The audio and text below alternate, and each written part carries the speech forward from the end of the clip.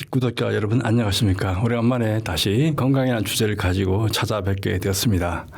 시청과 구독, 좋아요 부탁드립니다. 반갑습니다. 소금을 왜 섭취해야 되는지에 대한 질문은 소금을 안 먹으면 어떻게 되는가 이런 문제를 좀 고민해 보면 답이 나올 것 같아요. 우리가 먹는 모든 음식에는 다 소금이 들어가 있습니다. 그리고 알게 모르게 소금을 다 먹고 있다는 거죠. 그러니까 소금을 안 먹는 사람은 없어요. 양의 차이가 있을 뿐이지. 그래서 누구나 다 소금을 먹고 있고 이 소금을 먹는 역사는 뭐 근대 들어와서 시작된 것도 아니고 생명이 시작된 그 순간부터 쭉 이어져 온 것이고 그 소금이 우리 몸에 들어감으로 인해서 우리가 신체 활동이 일어나고 몸에 어떤 여러 가지 메커니즘이 돌아가기 때문에 소금이라는 문제는 반드시 먹어야 되고 그리고 이왕이면은 제대로 된 소금, 좋은 소금을 챙겨 먹는 게 좋지 않을까 이렇게 생각합니다. 그러니까 미네랄 소금하고 일반 소금의 차이점은 결국 미네랄 함량의 차이겠죠. 그러니까 NaCl이라고 보통 우리가 소금을 얘기하는데 NaCl도 엄연하게 미네랄의 한 중이에요. 그런데 이 지구상에는 118개의 미네랄이 있는데 그중에 우리가 흔히 이제 접할 수 있고 뭐 우리가 알 수 있는 거는 한 80에서 90가지 정도가 됩니다. 그런데 이 80에서 90가지 정도 미네랄이 우리에게 다 필요해요. 그러니까 뭐 나트륨만 필요한 게 아니고 칼슘도 필요하고 마그네슘도 필요하고 칼륨도 필요하고 다 아연도 필요하고 다 필요하다는 거죠.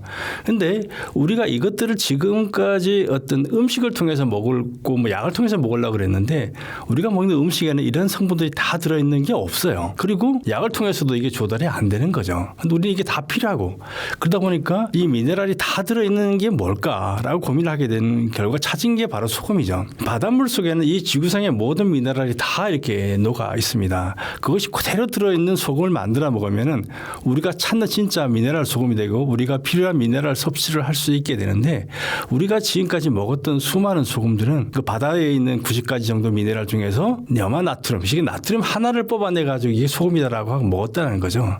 그래서 우리가 여러 가지 질병에 또 걸리게 된 게 아닌가 이렇게 생각을 합니다. 그래서 미네랄 소금 하면은 바다의 미네랄이 다 살아있는 그대로 들어있는 소금이라고 정의를 할 수가 있습니다.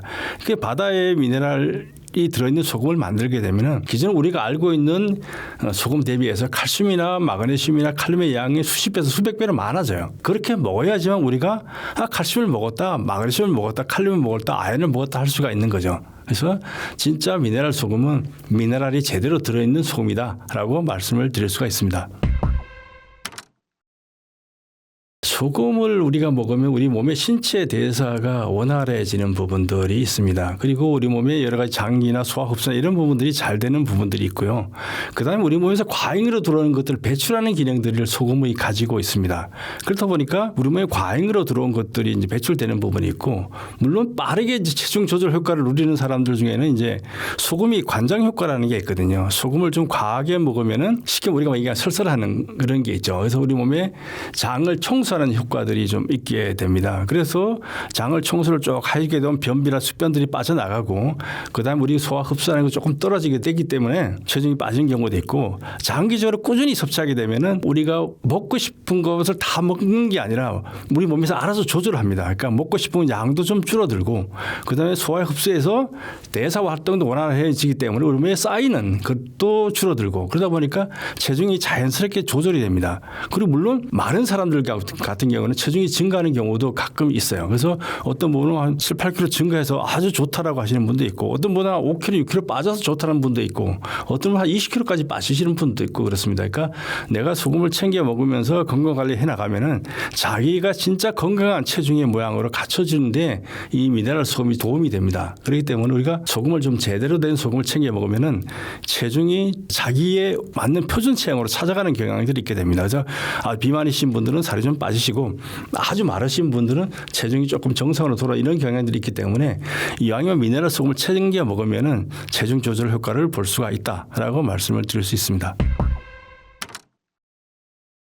아주 많은 사람들이 있어요. 뭐 5kg, 4kg 빠졌던 분들도 있고 얼마 전에 이제 연락 오신 분들은 체중이 한 15kg 정도 이렇게 빠지신 분이 있어요. 그분 같은 경우는 오랫동안 뭐 제약회사에서 근무하셨던 분인데 제약회사 영업 쪽을 주로 담당하셨나 봐요. 그러다 보니까 술 접대가 조금 많았던 것 같아요. 그러다 보니까 체중이 거의 100kg까지 이렇게 나가서 그럼 못 견디겠다 해서 퇴사를 하고 본인이 체중이 그렇게 나가니까 우울증에도 빠지고 뭔가 만사가 귀찮아져서 야 이거 어떻게 해야 되나 고민하다가 이제 소금에 대한 이야기를 듣고 또 제 책도 구입해서 보게 되고 소금을 먹으면 해결되겠구나라고 생각해가지고 이제 죽기 살기로 먹었다고 그래요. 그분은 뭐 하루에 뭐 많게는 뭐 20g 이상씩도 먹어서 초기에는 뭐 설사도 좀 하고 뭐 이렇게 됐는데 그래서 결국 15kg 정도가 빠져가 지금은 이제 그 70kg 후반대 이제 와가지고 아주 이제 컨디션이 날아갈 것 같아라고 하면서 아주 활기차게 사시고 저한테 연락을 주셔가 또 비교도 사진도 주시고 이런 분이 계셨는데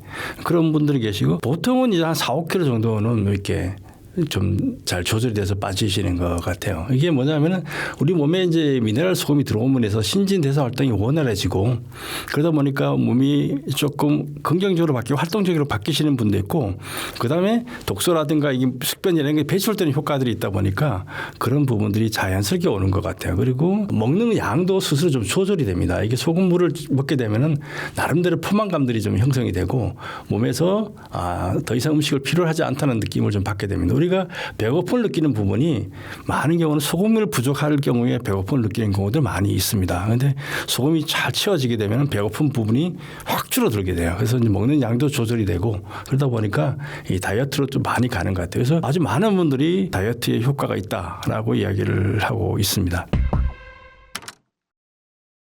다이어트 하시는 분들 중에는 이제 내가 먹는 걸 조절해야 되겠다. 그래서 먹는 거 섭취를 줄이는데 그러다 보니까 이제 뭐 고기나 밥이나 이런 거 줄이고 이제 야채나 과일이나 이런 거 가지고 드시고 그러면서 이제 소금을 줄이게 되는 경우들이 있습니다. 이런 부분에 이제 상당히 이제 부작용들이 좀 생기는 것 같더라고요.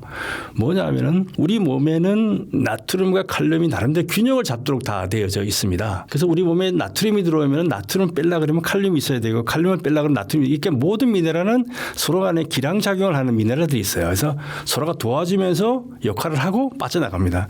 그런데 이 채식을 하는 사람들의 경우에는 야채에 칼륨이 많아요. 그러니까 곡류라든가 뭐 야채라든가 과일에 칼륨이 많다는 거죠. 그런데 칼륨을 많이 먹었는데 그걸 빼줄 나트륨을 안 먹었다. 그럼 몸에 칼륨이 쌓이게 되는 거죠. 그러면 그 칼륨 혈증으로 가서 상당히 안 좋아지는 경우들이 있게 됩니다. 그리고 우리 몸이 다이어트 개념을 해서 야채나 이렇게 먹으면 결국은 피부도 안 좋아지고 건강을 잃고 활력을 잃게 돼요. 그러다 보니까 물론 혈압이 떨어지는 경우도 있고 뭐 체중은 빠지긴 하지만 결국 가면 몸이 견디지 못해서 다시 그걸 중단하고 다른 음식을 먹게 되면 요요 현상이 오는 경우도 상당히 많이 있고 그래서 저염식 하다가 몸이 망가졌다고 저한테 연락 오는 분들이 상당히 많이 있습니다. 그래서 음식은 골고루 먹는 게 제일 중요해요. 그리고 적정한 양의 나트륨을 먹어줘야지만 된다는 거죠. 이 나트륨을 안 먹으면 고칼륨 혈증에 걸린다든가 이런 문제들이 생기고 미네랄 불균형이 오게 되면 건강이 더 악화되는 경우들이 많이 있습니다. 그래서 뭐 야채나 과일도 좋죠. 하지만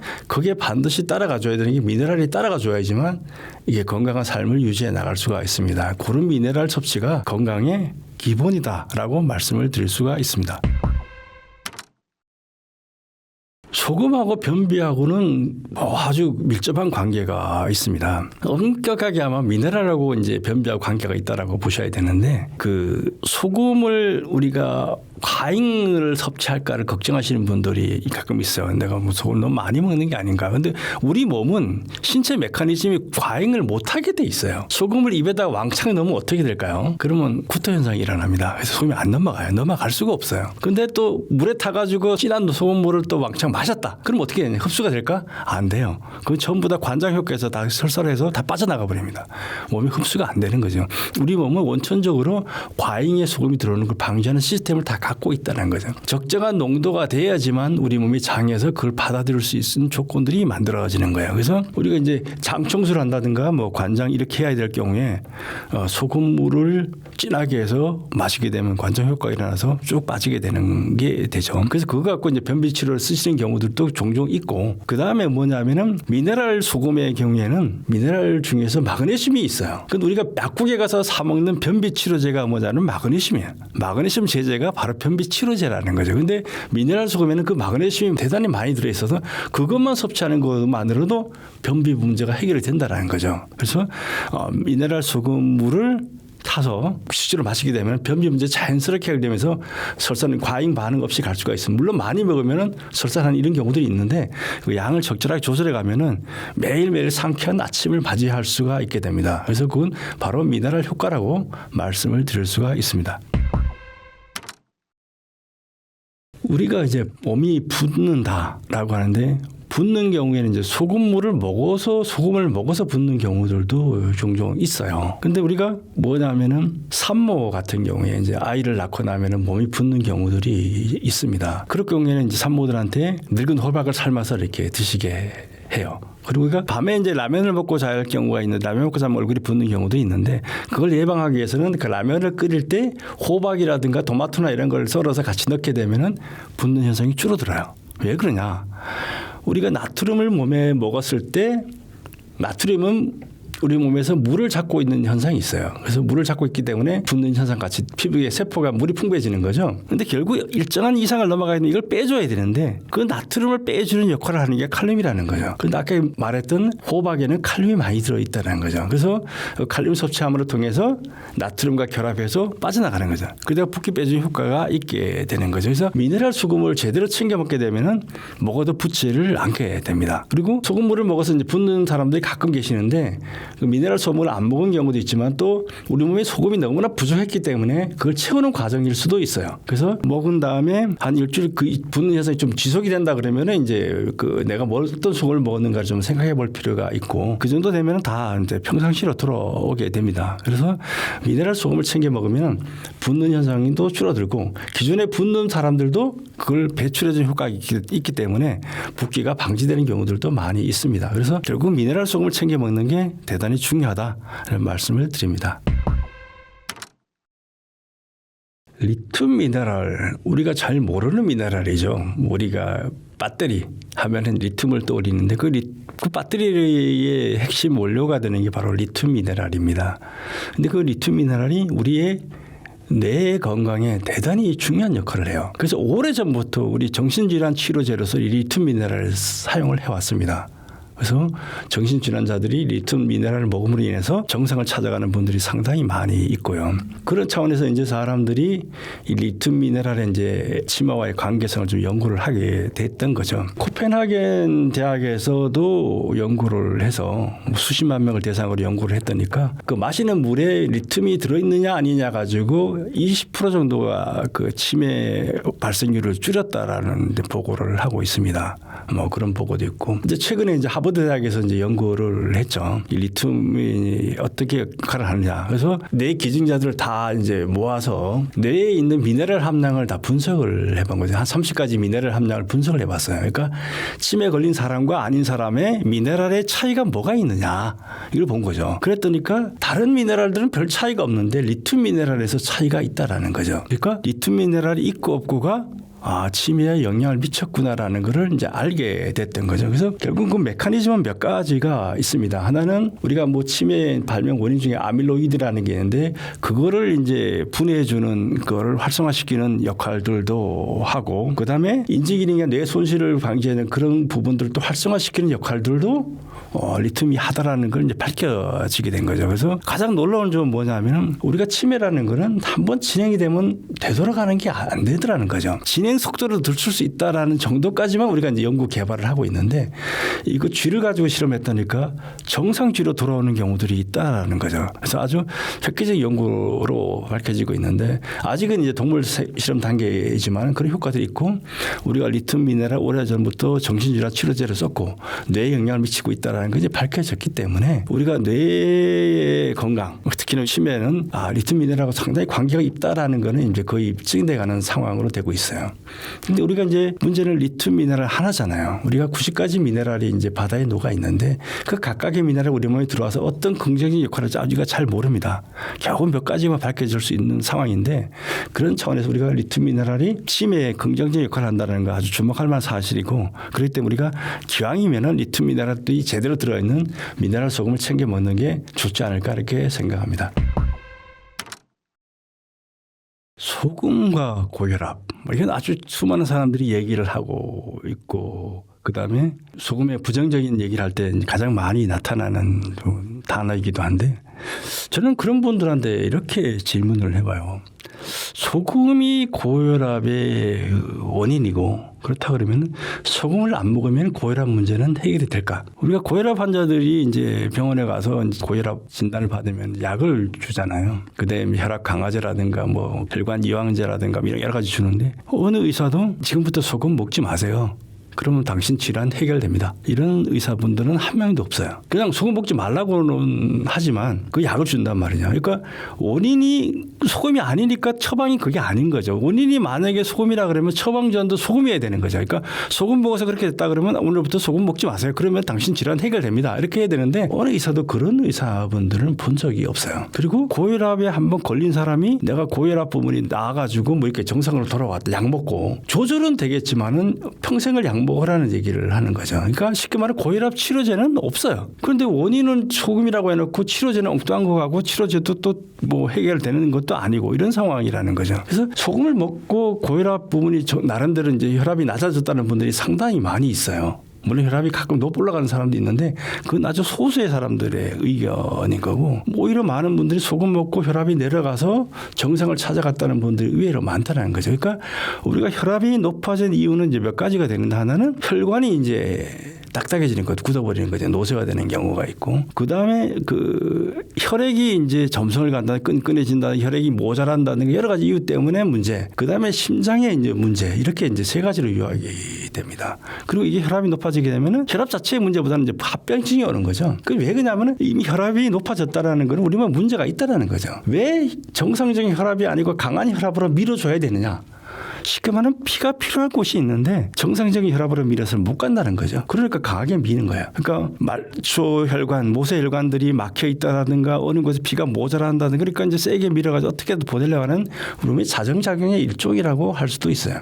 그래서 그 해결책은 뭐냐? 피를 맑게 하고 피를 풍성하게 하고 혈관의 탄력성을 회복시켜주고 이게 이제 처방이 돼야 되는데 우리 이제 처방은 그렇지가 못하다는 거죠.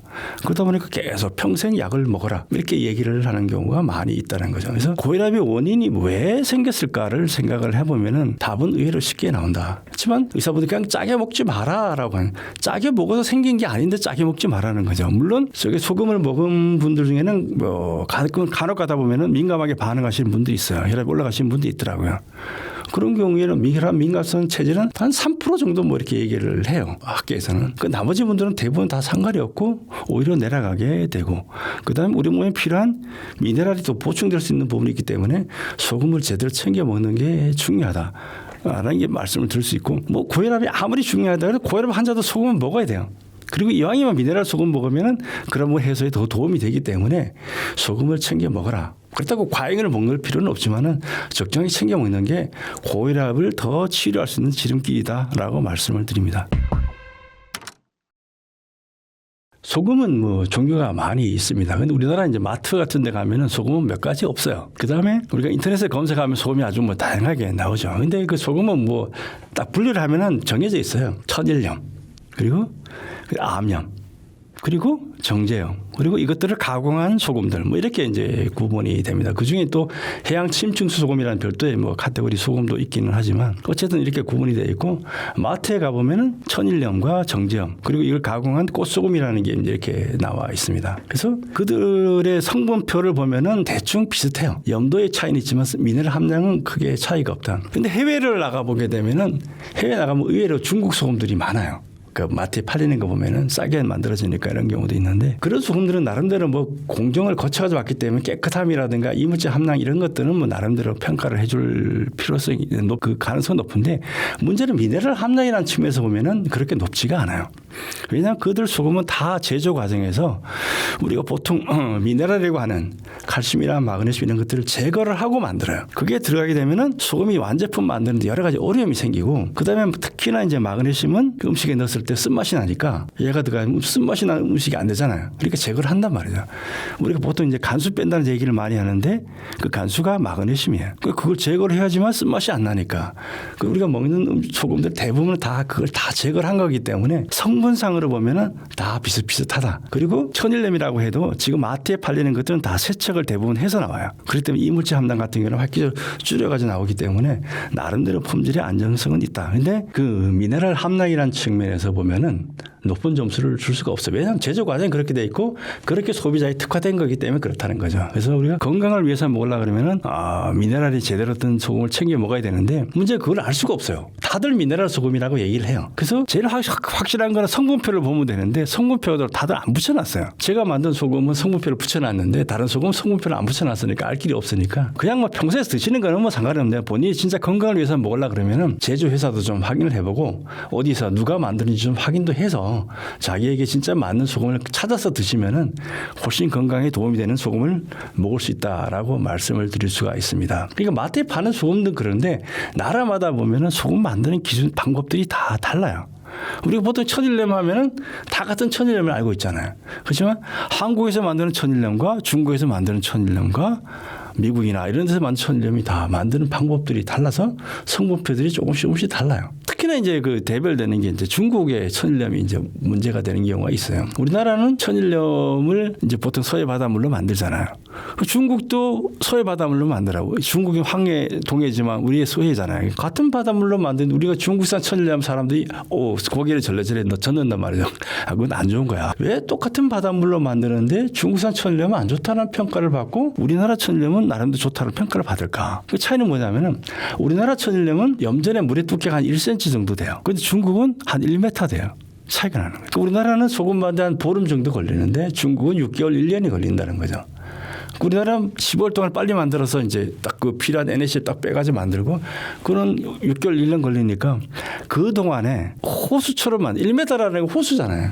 쌓여놓고 기다리는 거. 우리나라는 보름이 되는데 그 보름만 마르자니까 한 달, 두 달, 석 달 가면 이제 마르면 또 물 넣고 해서 만들다 보니까 1년 동안에 만들어진 소금의 층층마다 성분도 따르고 지저분한 뻘물 이런 게 많이 들어가요. 그래서 중국에도 이거는 법적으로 유통하면 안 되는 소금이라고 해요. 이 공업용이야 이렇게 쓰는 거지. 식용으로 하려고 그러면 이걸 다 갖다가 세척을 다 해서 건조도 하고 그다가 요구드라는 미네랄 첨가를 해서 이게 유통시키는 거란 말이에요. 근데 그게 그 공정이 힘들고 비싼 비용이 드니까 그걸 안 거치고 그냥 유통시키는 경우가 많아요. 그걸 우리나라에 또 값이 싸다는 이유로 가져와 유통시키는 나쁜 사람들이 있어서 중국산 소금하면 나쁜 이미지를 갖게 됐던 거죠. 이렇게 나라마다 소금 만드는 방식이 좀 다르기 때문에 우리가 소금을 먹을 때 이 소금은 누가 어떻게 어디서 만들었는지 좀 확인하고 먹으면은 보다 건강한 소금을 찾아 먹을 수 있다라는 말씀을 드립니다. 기왕이면 미네랄 든 게 좋겠죠. 우리가 천일염 갖다 드시는 분도 있고, 뭐 죽염 갖다 하시는 분도, 용융소금 갖다 하시는 분들이 상당히 많아요. 다양한 게 있는데, 물론 자기들의 그 입맛과 경제적인 사정과 여러 가지 따라 맞춰서 구입해서 드시겠지만, 제가 볼 때는 우리가 그 속을 먹는 이유를 조금 생각을 해봐야 될 것 같아요. 내가 나트륨 먹으려고 이거 먹고 있는지, 미네랄을 골고루 챙겨 먹으려고 이 뭐를 먹고 있는지를 좀 생각할 필요가 있다는 거죠. 그래서 이왕이면은 미네랄이 제대로 들어있는 소금을 가지고 미네랄 워터를 만들어서 먹는 게 훨씬 우리 몸에 좋다라는 말씀을 드립니다. 물론 가격도 따져봐야 되겠죠. 그래서 뭐 나는 값이 싼 걸 가지고 찾겠다 하면 그걸 찾아 드시는 거고 나는 좀 비싸도 나는 뭐 값이 비싼 게 최고야 이렇게 따지는 분도 있어요. 하지만 그런 것보다는 어떤 게 진짜 미네랄이 제대로 들어있어서 내 몸에 맞는가라는 걸 생각하고 드시면은 훨씬 좋은 미네랄 워터를 찾아서 만들어서 드실 수가 있습니다. 마트에서는 미네랄 소금 사기가 사실 어려워요. 근데 마트에서 파는 소금도 미네랄 소금이라고 이름 다 붙여놨어요. 그리고 그 소금도 사실 미네랄 소금 맞아요. 나트륨도 미네랄이니까 나트륨만 가지고 있는 소금도 미네랄 소금이라고 할 수는 있어요.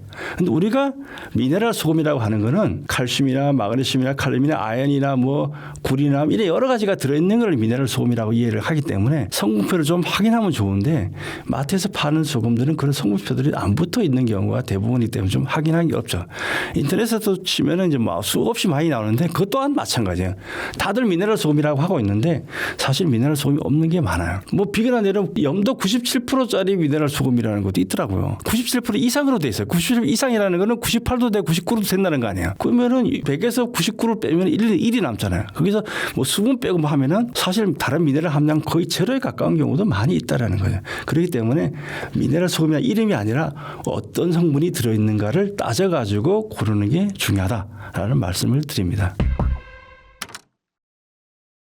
마트에 가면은 소금이 다 있는데 우리나라는 식품의 기준들이 되게 까다로워요. 그래서 마트에 파는 소금들 우리나라는 식품 기준을 다른데 지켜서 나온 것들입니다. 그리고 천일염이라 하는 것도 큰 뭐 20kg, 30kg짜리가 아니고 1kg, 2kg짜리는 다 세척해서 다 기준을 통과해서 나온 거기 때문에 다들 비슷하다라고 말씀을 드릴 수가 있어요. 그게 뭐 꽃소금이 됐든 꽃소금 같은 게 또 뭐 수입 소금하고 천일염 섞어서 만든 거니까 또 그렇게 볼 수도 있고 한주 소금 같은 경우는 100% 정제염이기 때문에 미네랄 적지만 어쨌든 간에 그것들은 나름대로 기준을 통과하기 때문에 먹는 데는 다 이상은 없어요. 그렇지만 미네랄 함량이라는 측면에서는 높은 점수를 주기가 사실은 어렵다라는 말씀을 드리고 뭐 마트에서 사서 먹어야 되겠다 그러면은 천일염 사서 드시는 게 합리적이지 않나 이렇게 생각을 합니다.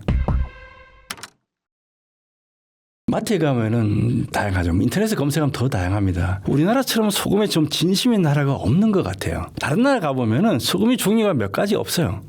소금, 일본도 소금 종류는 많아요. 근데 일본 소금 종류는 만드는 지역과 뭐 바닷물과 만드는 특성에 따라 조금씩 다를 뿐이지 성분을 보면 대중소이해요.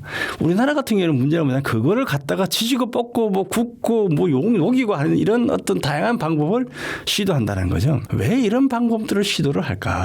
우리가 좀 알아볼 필요가 있어요. 사실 우리나라는 천일염이 우리나라의 전통 소금 제조 방식이 아니에요. 우리 같은 사람들이 보면은 천일염이 전통 방식이다, 죽염이 전통 방식이다 막 주장하시는 분이 있는데 그건 우리나라 전통 방식하고 아무 관계가 없어요. 천일염이 우리나라에 들어온 거는 한 100년이 조금 넘었어요. 1907년에 우리나라에 처음으로 시범으로 도입된 게 천일염이에요. 죽염은 나온 지 한 40년 뭐 이렇게 좀 된 소금이에요. 근데 무슨 전통이고 무슨 얘기를 한단 말이에요. 그럼 그 100년 이전에 우리나라는 어떤 소금을 먹었느냐? 자염이라고 해서 끓인 소금을 먹었어요. 바닷물을 약간 농축한 다음에 그걸 끓여서 결정화시킨 소금을 먹었다는 거예요. 그렇게 끓이게 되면 입자도 상당히 자라요. 그 나름대로 또 맛도 괜찮고 이런 소금인데, 근데 일본이 우리나라를 이제 집어삼키고 중국으로 나가려고 그러다 보니까 대규모 소금이 필요해요.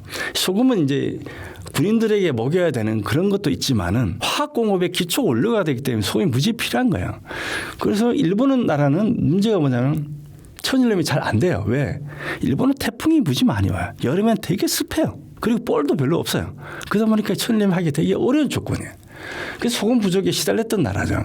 그래서 어쨌든 간에 청일전쟁에 이겨서 대만을 이제 뺐었단 말이죠. 그 대만에 가보니까 염전이라는 게 있는 거예요.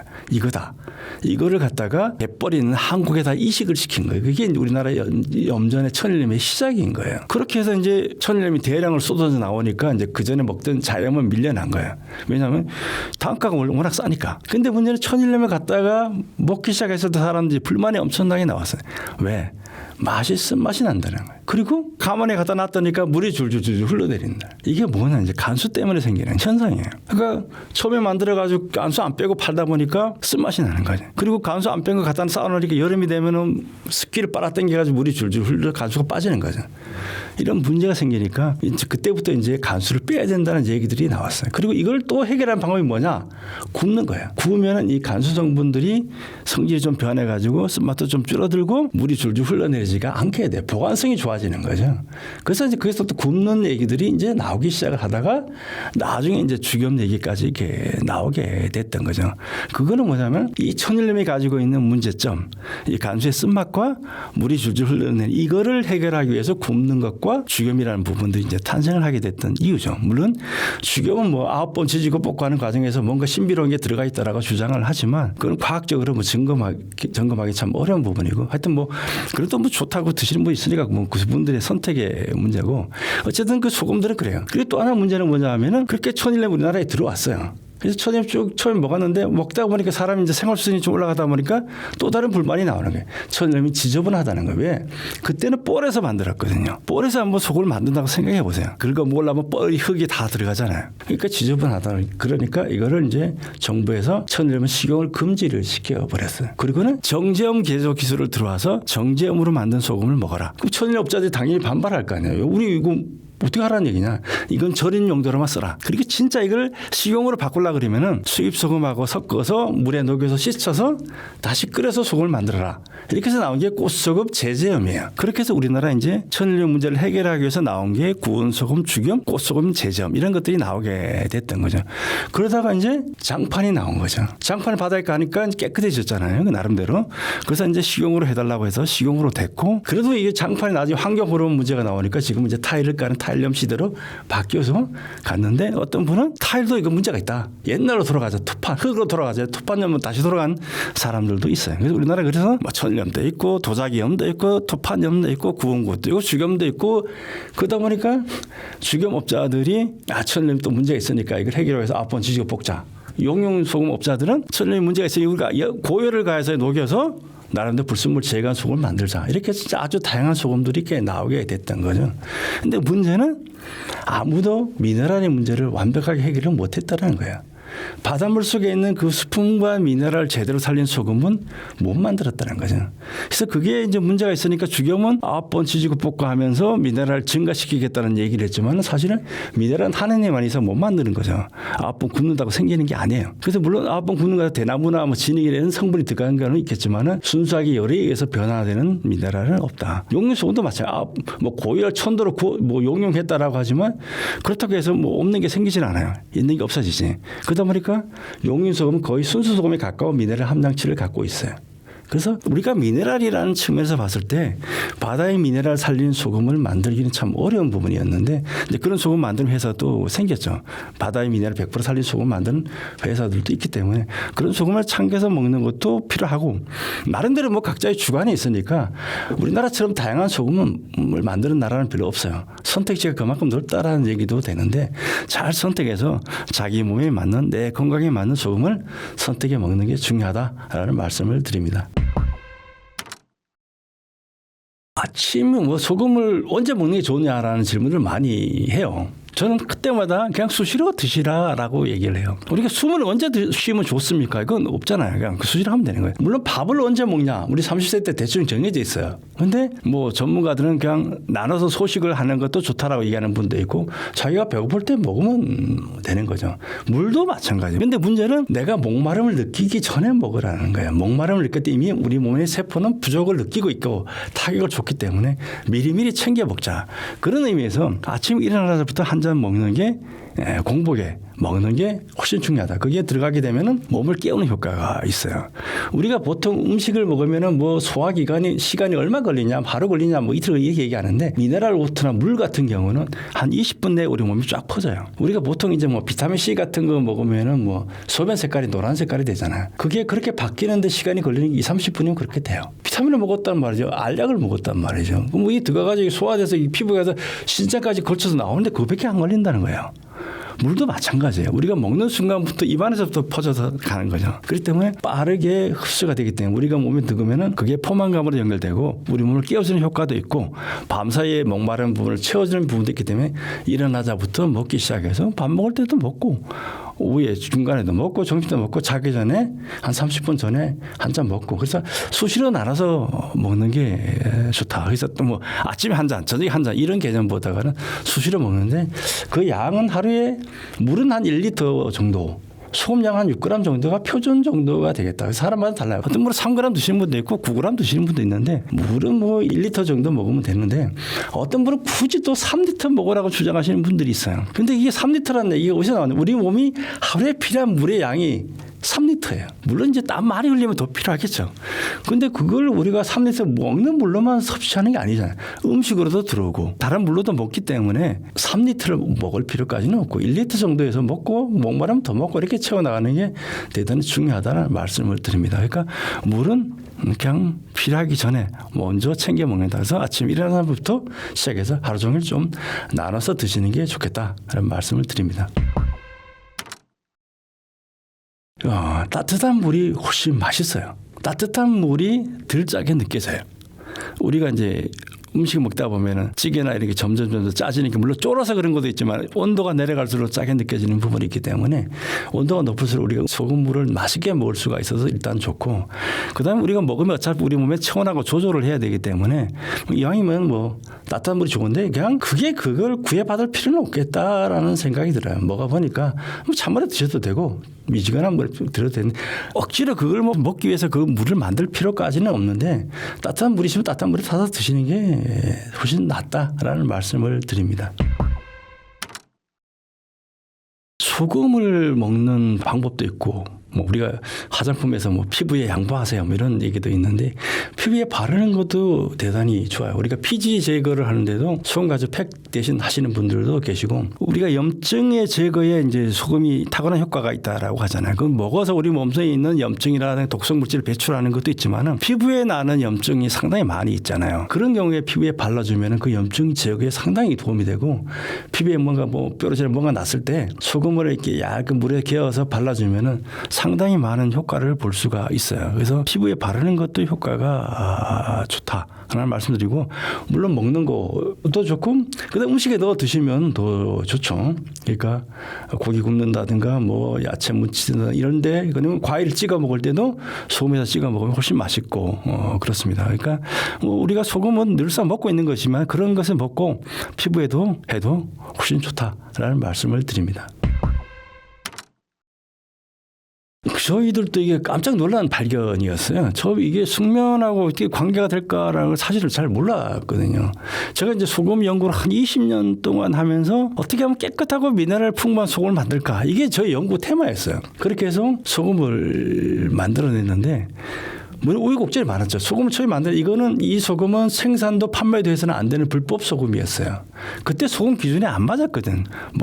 소금이라는 거는 염화나트륨이라는 게 시각시행 기준이에요. 그래서 염화나트륨이 얼마 이상이 돼야 된다는 게 소금법이에요. 저희 소금 염화나트륨은 적고 마그네슘이나 칼슘이나 칼륨이 많다 보니까 소금 기준에 안 맞아서 이 소금은 제조도 판매도 안 되는 게 그 당시 상황이었어요. 그래서 저희들이 시각시행 기준이나 시감 관련 뭐 이런 법들을 다 바꿔가지고 이제 이 제품이 출시돼서 나왔어요. 그래서 사람들에게 이제 건강하고 미네랄 풍부한 소금을 공급하자 해서 공급을 했던데 오늘 많은 사람들이 이걸 밤에 먹고 잤더니까 잠이 잘 온다. 야간요가 줄어든다. 이런 얘기들을 많이 하시더라고요. 그래서 제가 그거에 대해서 연구를 좀 해봤더니까 이런 이유 때문에 그런 것 같아요. 첫 번째는 거기에 있는 미네랄 효과예요. 미네랄 중에 마그네슘이 많이 들어있다 그러는데 이 마그네슘이라는 게 신경 안정에 대단히 영향을 미치는 미네랄이거든요. 이게 많다 보니까 신경을 안정시켜서 편안한 잠을 숙면을 유도하는 부분들이 있고 또 하나 우리가 밤에 자주 깨는 이유는 밤에 자다가 몸에 물 부족 현상을 느끼는 경우들이 많이 있고 미네랄 부족 현상 때문에 생기는 게 많아요. 근데 오히려 우리가 자기 전에 물을 먹게 되면 물은 우리가 염분이 가지고 있지 않잖아요. 그래서 이건 빨리 내버려. 우리 몸의 염도를 일정하게 밤 사이에도 똑같이 유지해 줘야 되는데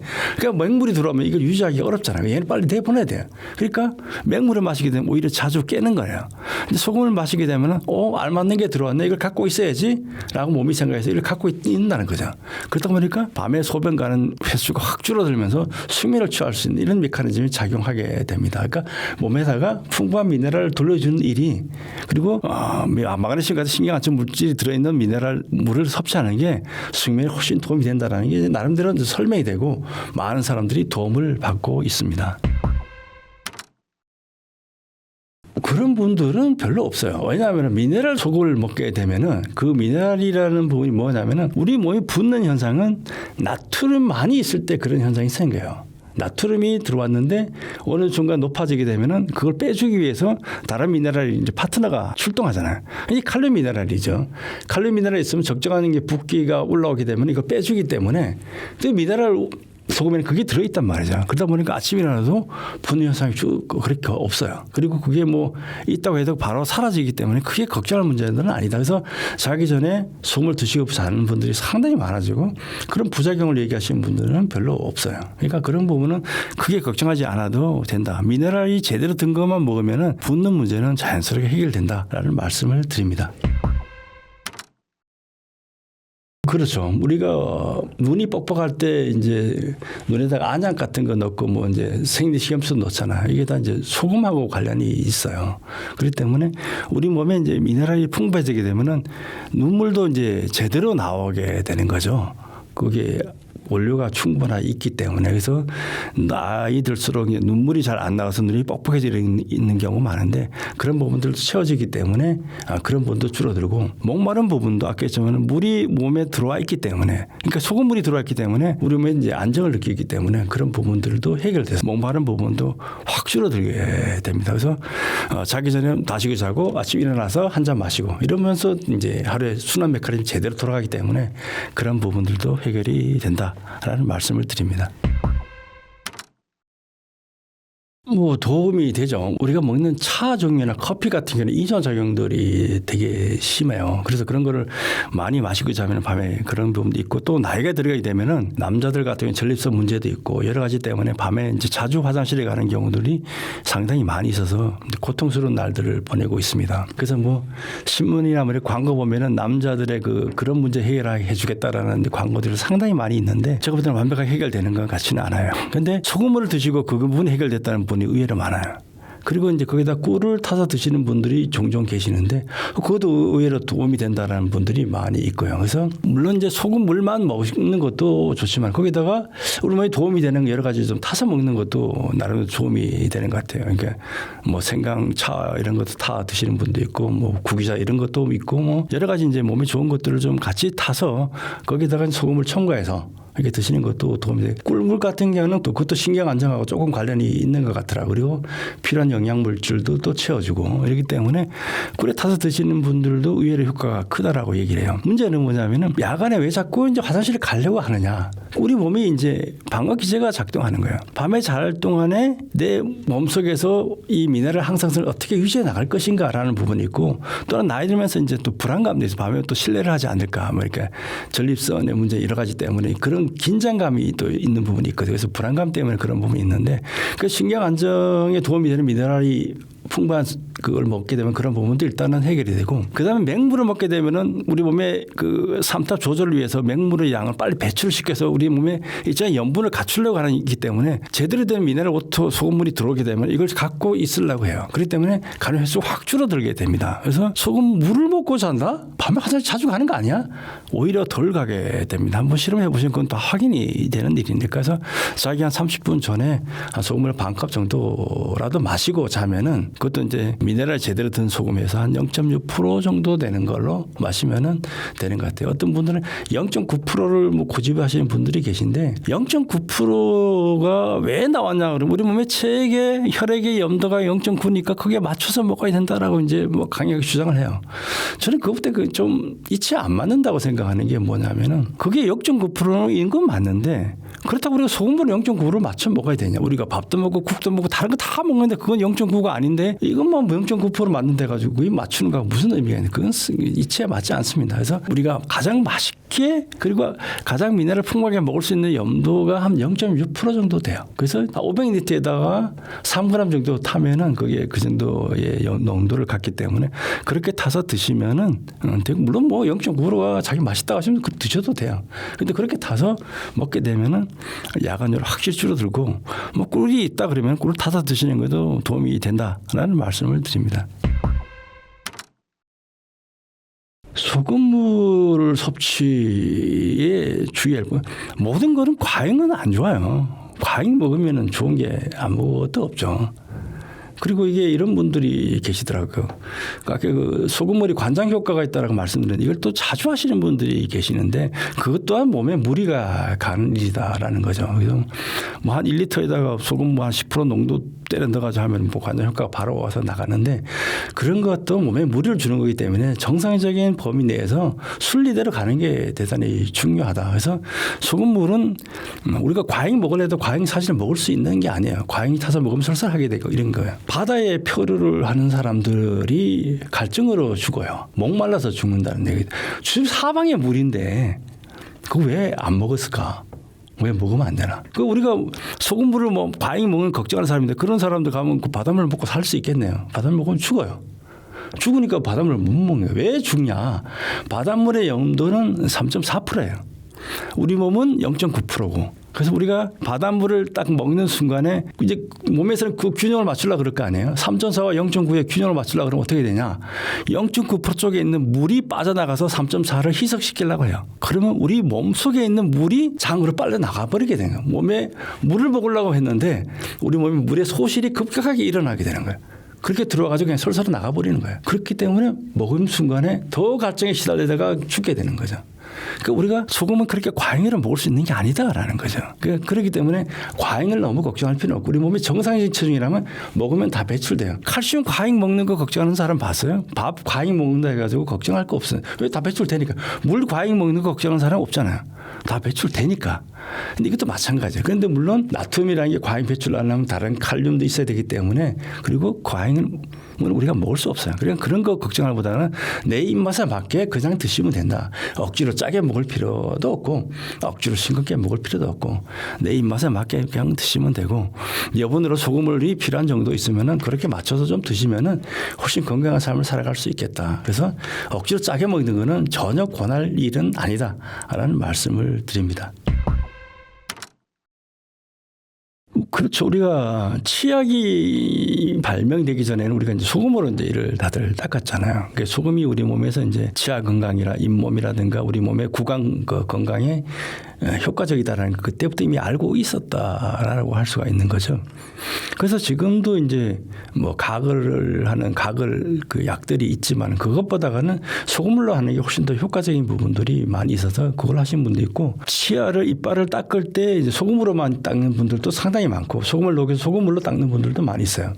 저도 한 4, 5년 동안 그걸로 소금물로 이를 닦았는데 상당히 도움이 되더라고요. 요즘 이제 뭐 그런 미네랄 소금이 제대로 된 치약도 있어서 그 치약으로 이제 닦고는 있지만은 소금물이 우리 몸에 들어와서 가글 효과, 특히나 뭐 감기나 이런 거 걸렸을 때 입안을 이제 소독한다는 이런 효과들이 상당히 높기 때문에 그렇게 시도하는 것도 상당히 좋지 않나 이렇게 생각합니다. 그리고 뭐 몸에 해로운 화학물질들이 들어있지 않기 때문에 훨씬 건강한 방법들이 아닌가 이렇게 생각합니다. 소금이라는 문제가 우리 건강에 참 밀접한 관계가 있고 중요한 문제예요. 근데 우리가 사실은 소금이라는 걸 너무나 좀 하찮게 생각하고 잘 모르고 살아왔습니다. 소금은 우리 주변에 상당히 넓게 퍼져 있어요. 우리가 식품이라는 식품에는 다 소금이 들어가죠. 우리가 또 모르는 화학공업의 원료가 소금이에요. 우리나라가 연간 한 300만 톤의 소금을 씁니다. 그중에서 250만 톤은 화학공업에 쓰고 50만 톤이 겨우 식용에 써요. 250만 톤은 가지고 산알칼리 공업이라서 염산과 수산화나트륨을 만들어요. 그래서 이걸 가지고 여러 가지 일을 하다가 다시 결합하면은 안전한 소금이 돼서 이제 폐기 처분하고 이런 과정이 거치는데 그 우리가 대표적으로 알고 있는 뭐 비닐 같은 경우도 소금으로 만들어요. 염화 비닐 얘기 들어보셨죠? 그래서 석유와 염소의 결합에 염소는 어디서 나오냐? 염화나트륨 소금에서 분리돼서 나온 거예요. 그렇기 때문에 이런 식으로 따지게 되면 수만 가지 제품에 우리가 소금이 들어가서 유용하게 쓰여지고 있다. 그런데 그 소금이 이제 우리는 이제 미네랄로 먹게 되는데 우리가 지금까지 소금하면 나트륨으로 알고 있었는데 그게 아니다. 바닷물 속에는 90가지 정도 미네랄이 다 녹아 있고 그리고 우리가 다 들어가 있는 소금을 만들어낼 수가 있어요. 그런 소금을 챙겨 드시면은 우리가 칼슘 따로, 마그네슘 따로, 아연 따로 이런 거 먹을 필요 없이 골고루 섭취가 가능하다라는 말씀을 드립니다. 그래서 이제부터는 소금에다가 미네랄이라는 거 좀 더 생각해서 소금은 NaCl이 아니라 바다의 미네랄의 총합이라는 좀 생각을 가지고 미네랄 소금을 챙겨서 보다 건강에 도움이 되는 삶을 살아가시기 바랍니다. 감사합니다.